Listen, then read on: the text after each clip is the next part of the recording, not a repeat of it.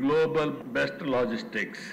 ఈరోజు మీరు చూస్తే నేషనల్ హైవేస్ అన్నీ ఉన్నాయి, స్టేట్ హైవేస్ అన్ని లింక్ చేయాలి. ఇంకో పక్కన దీనివల్ల లాస్ట్ మైల్ అన్ని కూడా మనం చేయగలుగుతాం. నేషనల్ హైవేస్ బాగున్నాయి, విలేజ్లో సిమెంట్ రోడ్స్ వస్తున్నాయి, కానీ మధ్యలో ఉండే స్టేట్ హైవేస్ కానీ పంచాయతీ రోడ్స్ కానీ సరిగా లేవు. అది విలేజ్ నుంచి మార్కెట్ కానీ మండలానికి కానీ అడ్మినిస్ట్రేటివ్ యూనిట్ కానీ ఎయిర్పోర్ట్ కానీ రైల్వే స్టేషన్ కానీ మనం కనెక్ట్ చేయగలిగితే వస్తువుల రవాణా లేకుంటే ప్యాసింజర్స్ పోవడానికి ఈజీ అవుతుంది. దీన్ని కూడా ఆలోచిస్తాం. రోడ్ నెట్వర్క్ పర్ఫెక్ట్గా చేయాలని ఆలోచన ఉంది. దీన్ని లాజికల్గా మనం తీసుకుపోవాల్సిన అవసరం ఉంది. ఇంకో పక్కన రైల్ నెట్వర్క్ కూడా మనం డెవలప్ చేసుకోవాలి. ఈరోజు ఏదైతే కలకత్తా నుంచి చెన్నై మనకు బ్రాడ్ గేజ్ ఉంది, 2 lanes ఉన్నాయి.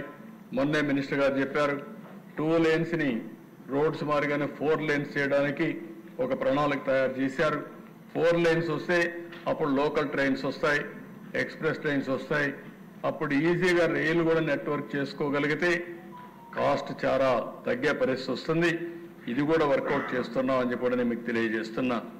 ఇంకో పక్కన దిశ పోర్ట్లు ఉన్నాయి. ఈస్ట్ కోర్ట్లో మనం సెంట్రల్ ప్లేస్లో ఉన్నాం. మ్యానుఫ్యాక్చరింగ్ హబ్గా తయారు చేసుకునే అవకాశం ఉంది.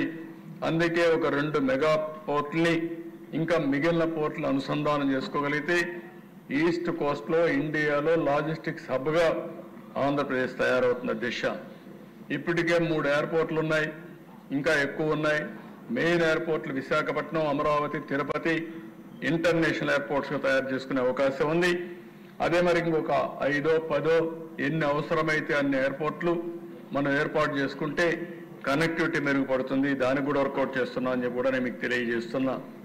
ఇంకో పక్కన స్పెషలైజేషన్ కింద ఏదైతే ఎయిర్పోర్ట్లో విశాఖపట్నంలో మళ్ళీ ఒక సివిల్ ఏవియేషన్ యూనివర్సిటీ పెట్టుకోగలిగితే దేశంలో ఎక్కడన్నా ఉద్యోగాలు కావాలంటే వీళ్ళని ట్రైన్ చేసి ఇచ్చే పరిస్థితి వస్తుంది.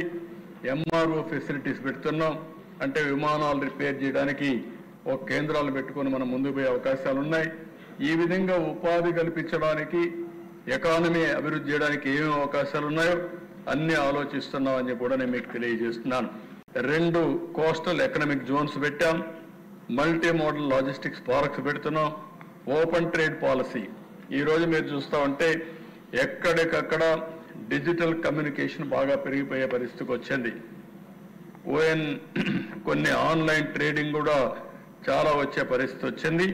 ఇలాంటివన్నీ కూడా మనం చూసినప్పుడు మనం ఒక పక్కన ఇవి చేస్తూనే ప్రతి ఒక్క ఇంటికి డిజిటల్ కమ్యూనికేషన్ ఉండాల్సిన అవసరం ఉంది. 4G వచ్చింది, 5G వచ్చింది, టుమారో 6G రావచ్చు.